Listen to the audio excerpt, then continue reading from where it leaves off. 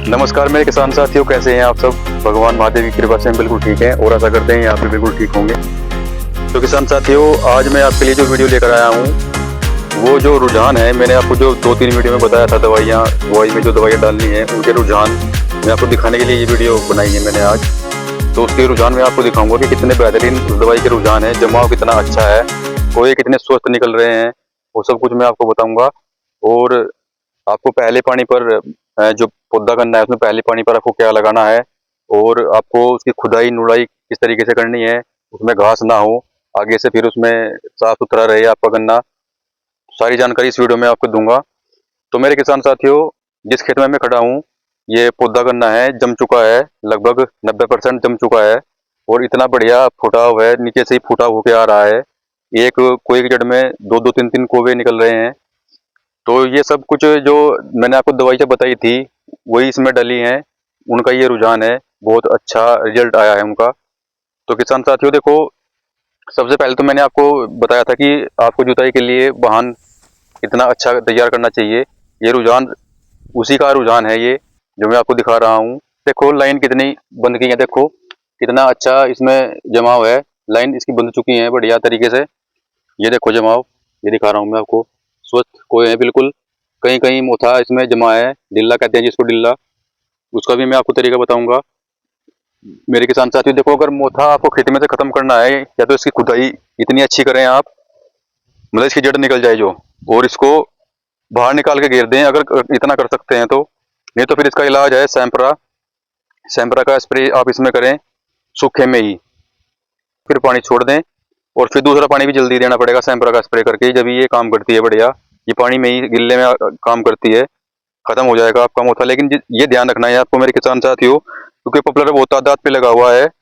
Popular की अगर आपने पॉपुलर में ही गन्ना बो रखा है तो उसमें बिल्कुल ना स्प्रे करिए सैंपरा का पॉपुलर वाले खेत में।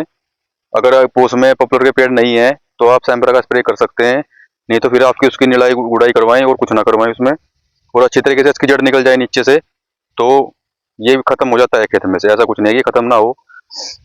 उसके बाद जब फिर आता है नंबर पानी का, पहले पानी का। पहले पानी पे आपको मेरे किसान साथियों, उसके बाद आपको क्या करना है, खरपतवार जब खुद जाएगी पानी देने से पहले आपकी, उसको 2-3 दिन की धूप लगाई अच्छी तरह से खेत को। धूप लगाने के बाद उसमें आपको क्या करना है मेरे किसान साथियों, उसमें आपको खाद की डोज लगानी है, जो मैं आपको बताऊंगा बहाने से पहले ही। आपको इतना अच्छा तरीका बताऊंगा मैं आपको खाद डालने का, कि आपको उस खाद का जो लाभ मिलेगा वो 2 गुना 3 गुना फ़ायदा मिलेगा जैसे आप खाद करते हो। और जैसे मैं आपको बताऊंगा, अगर आप ऐसे खाद डालोगे तो बहुत ज़्यादा फ़ायदा मिलेगा आपको। आपको क्या करना है कि जो उसमें से खरपतवार खत्म हो जाएगी, तो उसमें आपको खाद कैसे डालना है और कौन सा डालना है वो मैं अभी आपको बताऊंगा मेरे किसान साथियों। आपको पहले पानी पर मेरे किसान साथियों 1 एकड़ में आपको एक बैग 50 किलो का डीएपी का लेना है। डीएपी को आपको एक पल्ली पे, पूरी जो पल होता है उस पर खोल लो, किसी कपड़े पे ये पल्ली होती है उस पर खोल लो उसको, बैग को। उसमें आपको सागरिका या सागरिका गोल्ड भी अभी लॉन्च हुई है सागरिका वालों की, उसमें एक पैकेट पूरा 10 किलो वाला एक सागरिका का पैकेट आपको मिलाना है। उसके बाद मेरे किसान साथियों उसमें आपको फेरस सल्फेट की आता है एक बैग 10 किलो का, ज़्यादा महंगा नहीं आता। दोनों चीज़ मैंने आपको बताई, जो सागरिका भी और फेरस सल्फेट भी महंगे नहीं है। सागरिका का थिल्ला 450 का है 10 किलो का, और फेरस सल्फेट का तो शायद 300 या 350 का थिल्ला है उसका 10 किलो का। आपको 1 एकड़ में फेरस सल्फेट का वो डालना है उसमें।